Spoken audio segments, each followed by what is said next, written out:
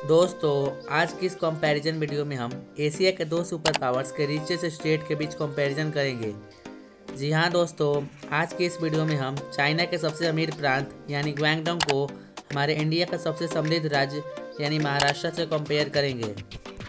दोस्तों, वैसे तो चाइना इकोनॉमिकली इंडिया से बहुत आगे है, लेकिन इन दोनों के सबसे अमीर प्रांत या फिर राज्य में कौन होगा ज़्यादा बेटर, जानेंगे आज की इस वीडियो में। तो वीडियो काफ़ी इंटरेस्टिंग होने वाली है, तो वीडियो को एंड तक ज़रूर देखें।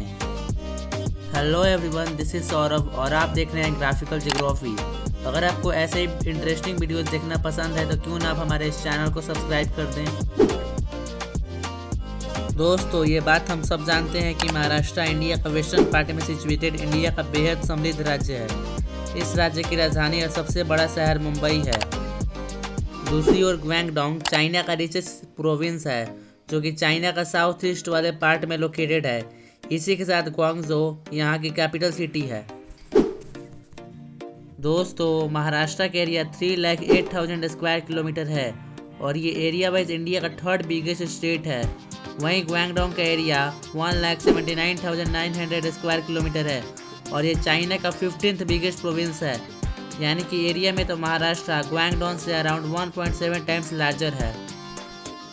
बट अगर पॉपुलेशन देखा जाए तो महाराष्ट्र की पॉपुलेशन करीब 12.8 करोड़ की है, जबकि ग्वांगडोंग की भी पॉपुलेशन लगभग इतनी ही है। नेक्स्ट, अब इन दोनों के इकोनॉमी को भी देखते हैं, जिससे इन दोनों के डेवलपमेंट का भी पता चल पाएगा। तो यहाँ पर महाराष्ट्र की जीडीपी 534 बिलियन US डॉलर्स की है। वहीं ग्वांगडोंग की जीडीपी तो महाराष्ट्र से बहुत ज़्यादा है, करीब 2 ट्रिलियन US डॉलर्स की हो चुकी है, जो कि महाराष्ट्र से अराउंड 3.5 टाइम्स ज़्यादा है।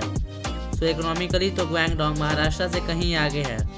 यहाँ तक कि चाइना का 13 प्रोविंसेस की जीडीपी भी महाराष्ट्र से ज़्यादा है। अब इन दोनों के नॉमिनल जीडीपी पर कैपिटा को देखें तो महाराष्ट्र की nominal GDP per capita 4,166 US dollars की है। वहीं ग्वांगडोंग की नॉमिनल जीडीपी पर कैपिटा $15,000 से भी ज़्यादा है।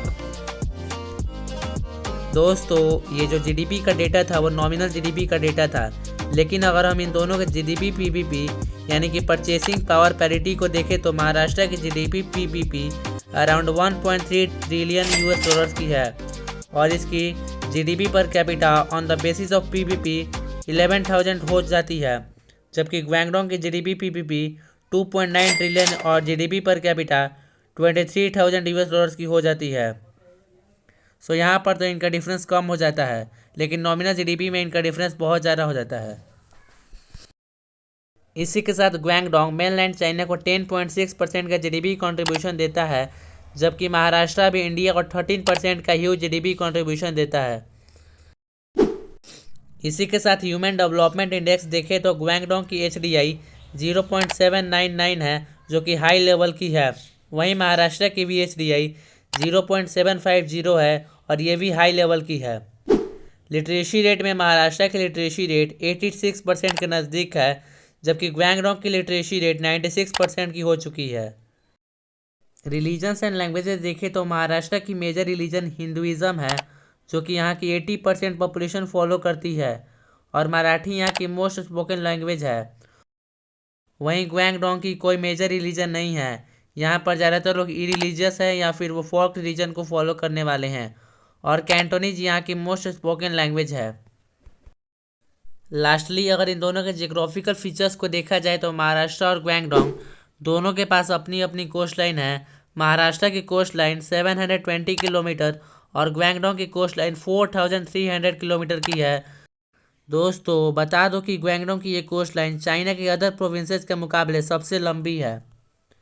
तो ओवरऑल तो ग्वांगडोंग महाराष्ट्र से कहीं आगे हैं, चाहे वो इंफ्रास्ट्रक्चर हो या फिर इकोनॉमी, लेकिन महाराष्ट्र भी काफ़ी तेज़ी से डेवलप हो रहा है। तो हमारा ये वीडियो यहीं पर एंड होता है। अब आप हमें कमेंट कर बताओ कि आपके हिसाब से ग्वांगडोंग और महाराष्ट्र में कौन ज़्यादा बेटर है।